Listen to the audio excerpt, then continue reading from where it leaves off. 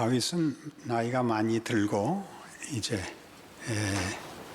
더 이상 정무를 보기 어렵게 됩니다.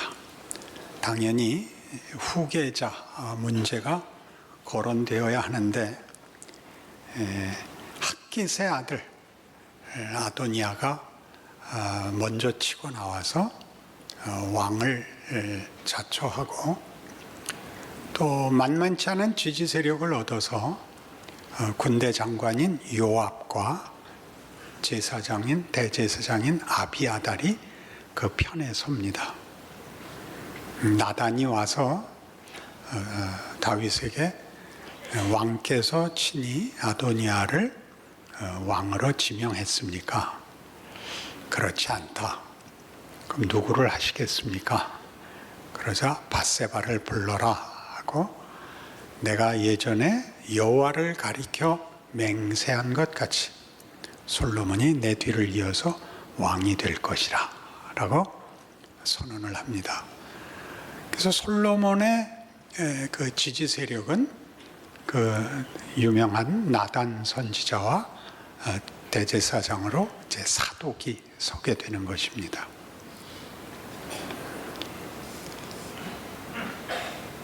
밧세바의 아들이 다윗을 이어서 왕권을 이어간다는 것은 뜻밖의 일입니다. 밧세바와의 사이에서 난 아들을 하나님이 죽이셨거든요. 다윗이 그때 살려달라고 금식을 하고 기도를 올렸습니다. 그러나 하나님께서 죽여버렸죠. 그리고 그 다음에 얻은 아들이 솔로몬입니다. 우리는 다윗의 생애를 늘, 다윗은 훌륭한 사람이었으나 밧세바 사건이 유일한 흠이라, 다윗에게도 이렇게 말하고 싶죠. 왜 잘하다가 사고는 쳐갖고 망신을 당하십니까? 그리고 우리도 결심을 합니다. 흠 없이, 실수 없이 살자. 그러나 성경은 다윗의 생애에 밧세바 사건을 일으킴으로써 다윗의 전생과 후반기 생애를 대조시킨다고 말씀드렸습니다. 후반기 인생이 다만 잘하던 다윗이 사고를 한번 치는 바람에 그 생애의 망신과 수치 속에서 어물어물 살다 죽은 것으로 이해한다면 그것은 다윗의 생애를 성경이 얘기하자고 하는 대로 따라오지 못한 것이라고 말씀드렸습니다. 시편 23편을 가보실까요?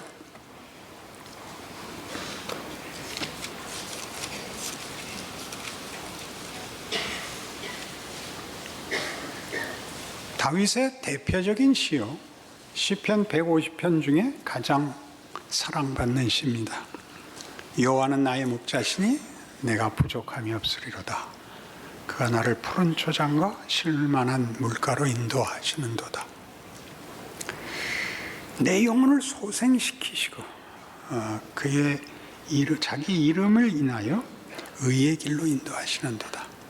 내가 사망의 음침한 골짜기로 다닐지라도 해를 두려워하지 아니할 것은 주의 지팡이와 막대기가 나를 안위하시나이다. 주께서 내 원수의 목전에서 내게 상을 베푸시고 내 머리에 기름을 바르셨으니 내 잔이 넘치나이다.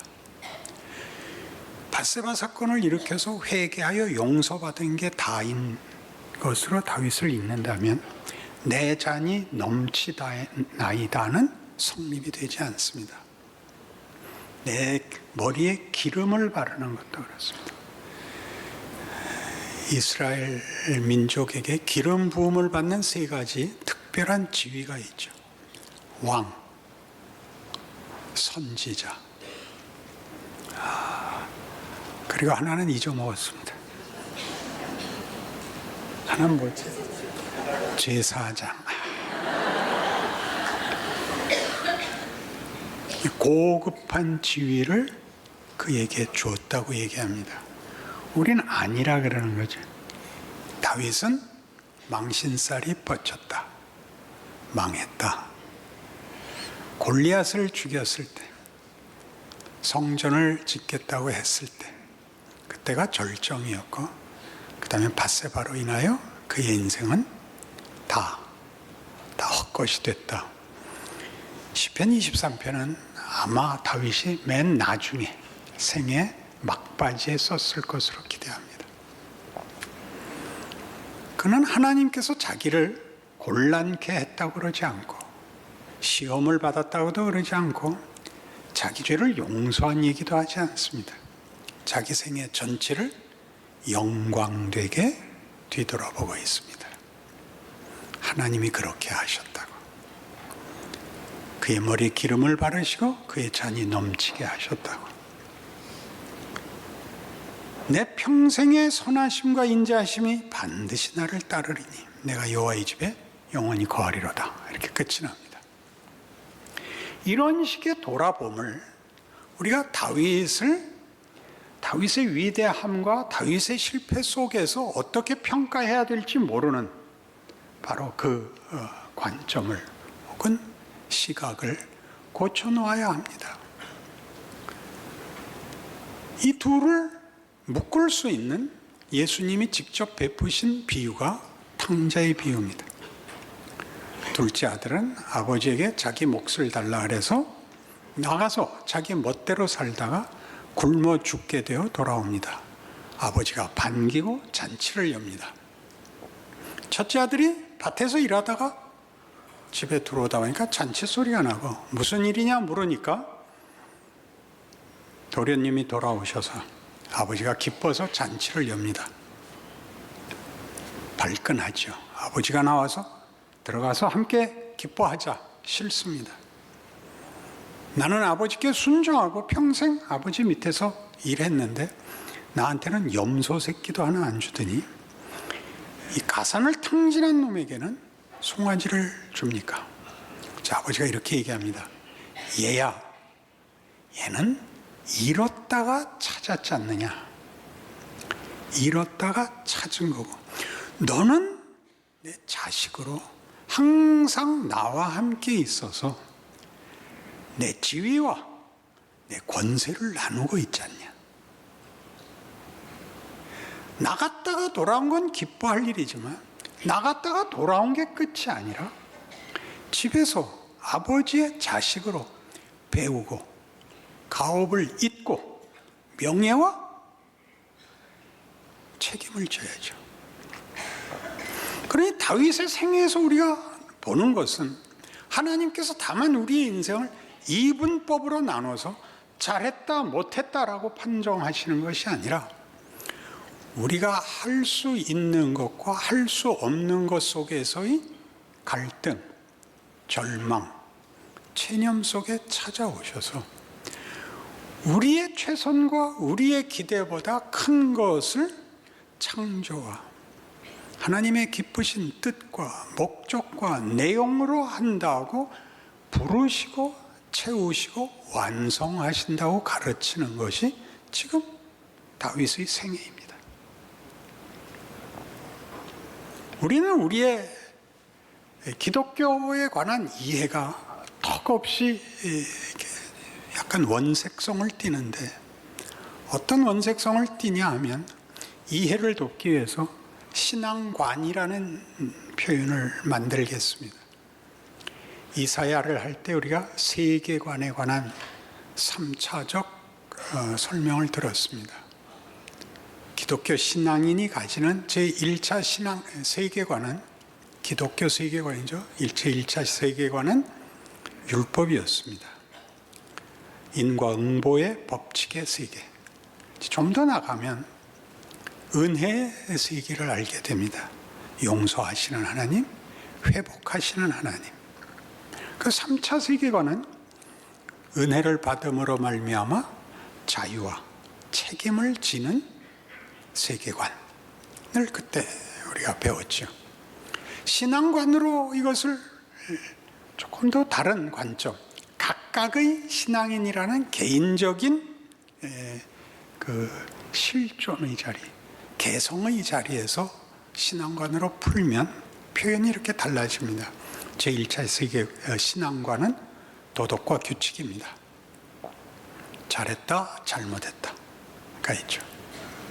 두 번째 신앙과는 헌신으로, 실천으로 나오는 능력이 됩니다.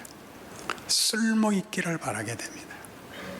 그러나 성경이 얘기하고 싶은 것은 이것들이 이쪽까지 오라고 주어진 과정이고 단계라고 얘기합니다. 무엇일까요? 인격입니다. 존재 자체의 정체성. 우리에게 하나님의 뜻을 이루시려고 합니다. 우리로 하나님의 뜻을 밖에 이루는 것보다 우선해서 나 자신을 하나님이, 우리 즐겨 읽던 에베소서 1장 3절에서 6절 같이 하나님의 영광의 찬송이 되게 하십니다. 내가 기능적이고 헌신적인 것을 지나서 나라는 존재가 인격적으로 이 영광과 이 하나님의 기쁘심에 참여하게 됩니다. 우리는 이 문제를 다윗의 생애에서 보자면, 그러려면 밧세바 사건 없이 골리앗을 죽이고 사울을 용서하고 성전을 짓고, 그리고 이렇게 더 나갔어야죠. 십자군 전쟁쯤 할까요? 그러나 그렇게 안 했습니다. 깨버렸죠. 이런 식의 설명은 성경에 얼마나 많은지 모릅니다. 우리가 읽으면서도 모르고 있죠. 우리가 1차, 2차 세계관에 묶여서 잘잘못이라는 이분법 속에 있으므로 잘하려고 들고 잘못하면 회개하고 흠 없이 살려고 하고 죄 안 짓고 사는 것이 전부인 것 같은데 매어서 예수를 보내셨다, 그 아들을 보내셨다, 그 아들을 십자가에 못 박았다라는 이 경천동지라는 표현밖에는 우리는 가질 더 이상 설명할 수 없는 것을 넘어서는 하나님의 일하심에 대한 그 일하심의 적극적 목적과 내용에 대해서 우리는 감히 엄두를 내지 못합니다. 밧세바는 뭘 했을까요? 다윗은 정신이 하나도 없죠. 내가 할 수 있는 일이 뭔가, 내가 기대했던 것이 무언가에 대하여 소스라치게 놀랐을 것입니다. 하나님의 일하심에 드디어 자기를 갖다 묻죠. 은혜를 구하게 됩니다. 은혜를 구하게 됩니다. 죄 용서만의 문제가 아닙니다. 나라는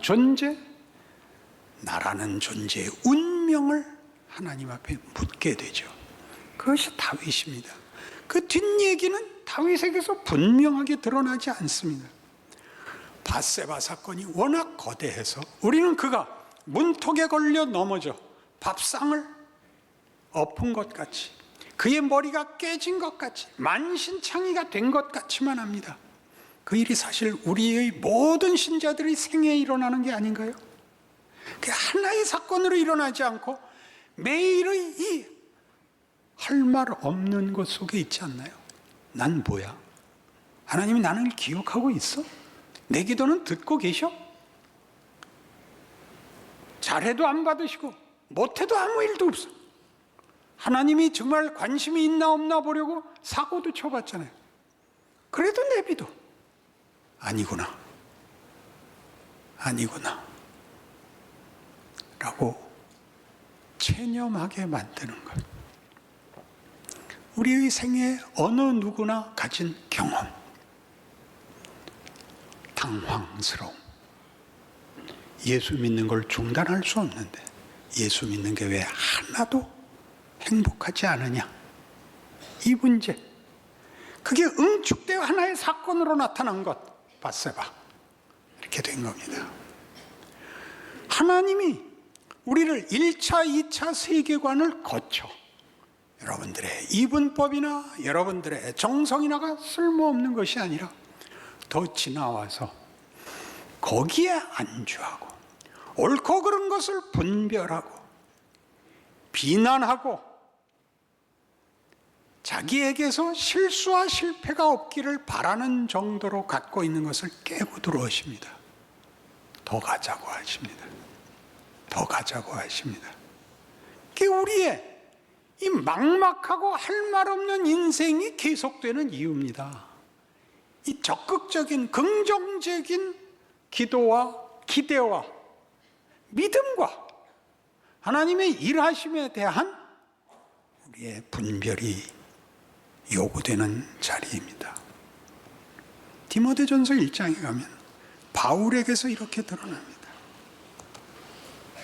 337페이지 디모데전서 1장 12절 외우기 좋습니다. 여러분 337 박수는 다 알지 않습니까?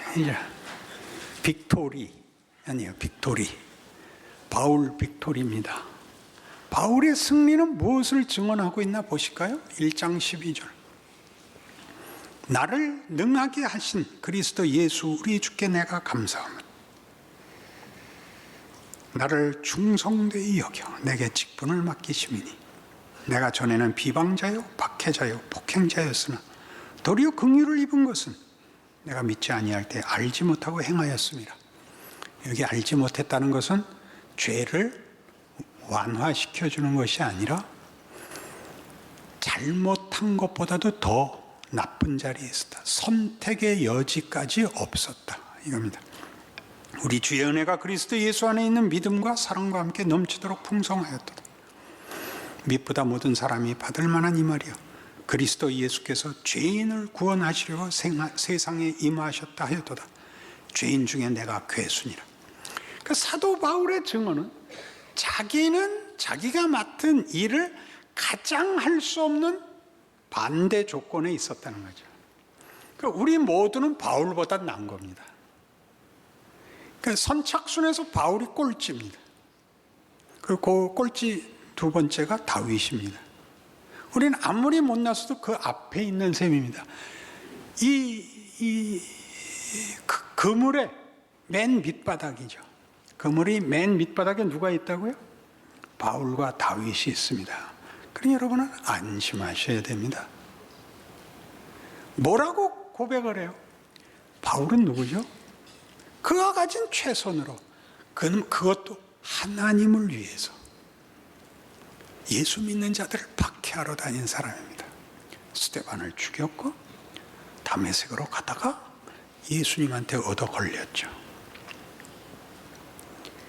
원래대로면 어떻게 해야 맞는 겁니까? 바울이 스데반한테 돌을 던졌더니 그 돌이 이마에서 튀겨나와서 사울이 맞박에 맞고 돼지고 스데반이 그 길을 가야 맞는 거 아니에요? 스데반을 죽이고 바울을 잡아서 쓴다는 건 얼마나 우리로서는 이해가 안 되는 얘기예요. 하나님이 우리가 하나님을 외면하고 최선과 최고라는 가치를 만드는 걸 붙잡아 끌어서 넌 벌레가 아니다. 넌 짐승이 아니다. 넌 한갓 물건이 아니다라고 얘기하는 게 십자가라고요. 성경에 기록된 모든 믿음의 선조들의 증언이라고요.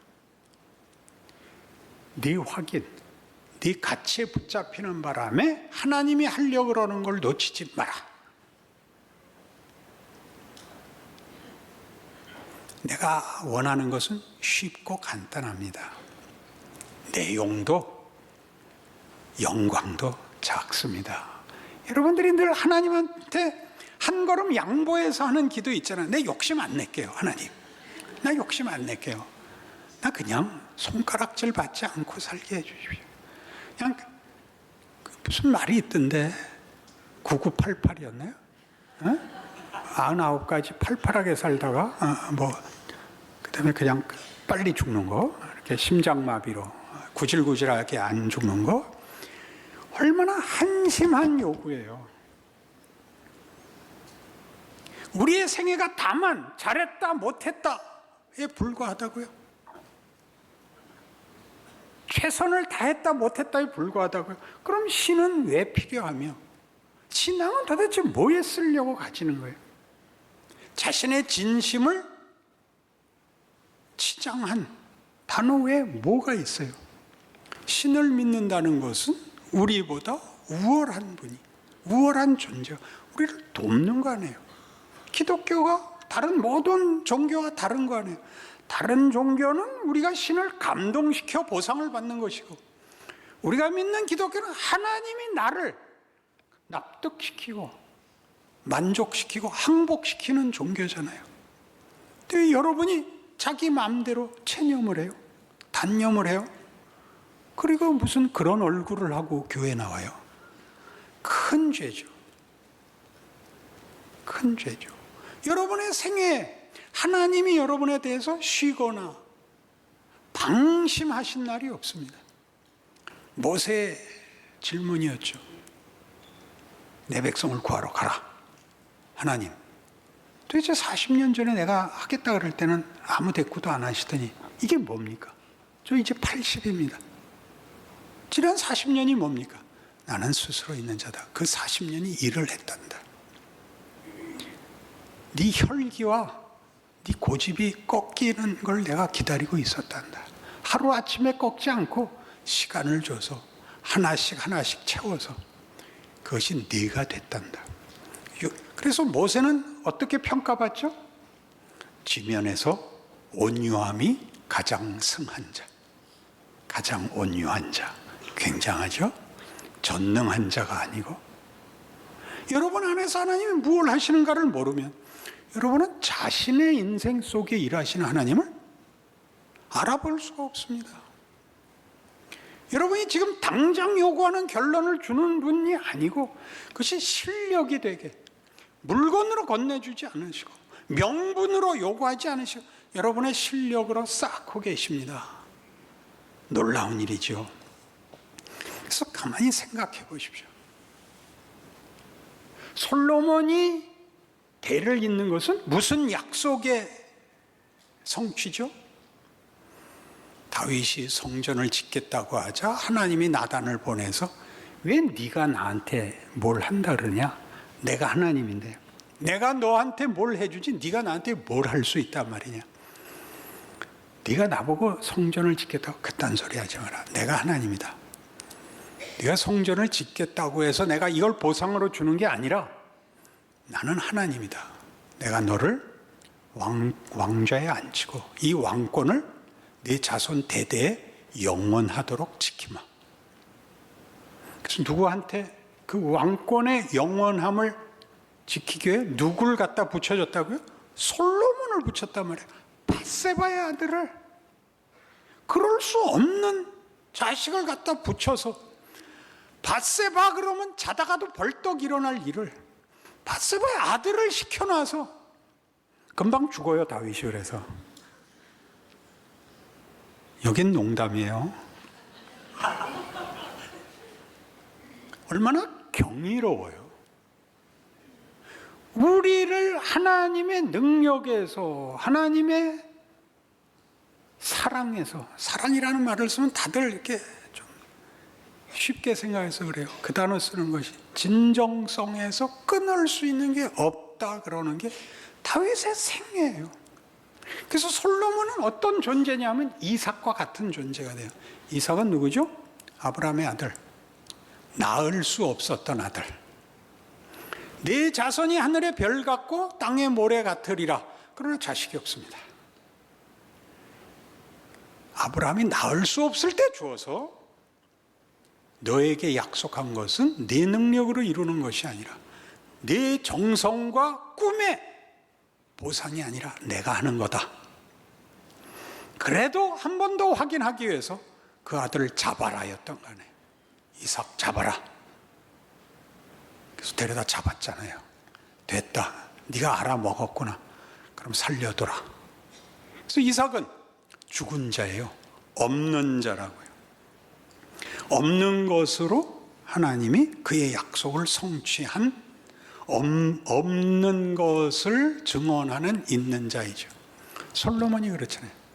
솔로몬은 왕이 되거나 왕권을 계승할 수 없는 자, 그 위에 형이 먼저 죽어서 그걸 확인시켰잖아요. 밧세바와의 사이에서 애를 낳는 건 말이 안 된다. 죽여버린 그 아들이 다윗에게 한 약속을 이루는 하나님의 일하심을 증언하여 솔로몬은 하나님의 약속을 성취하는 것입니다.